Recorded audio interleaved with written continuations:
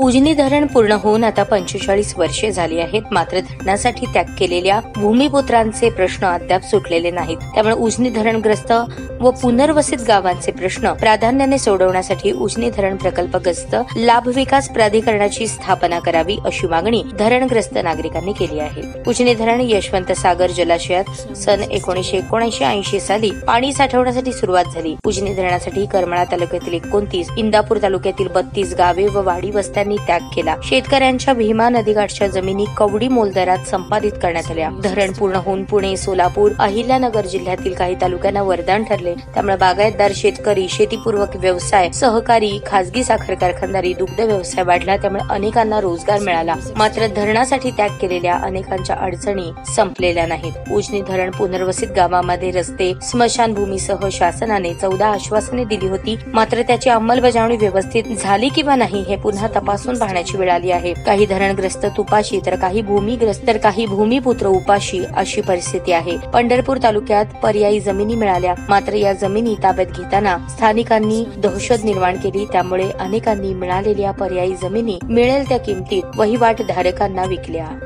ताज्या बातम्या पाहण्यासाठी प्राईम मीडिया न्यूज चॅनलला सबस्क्राईब करा आणि बेल आयकॉन प्रेस करा.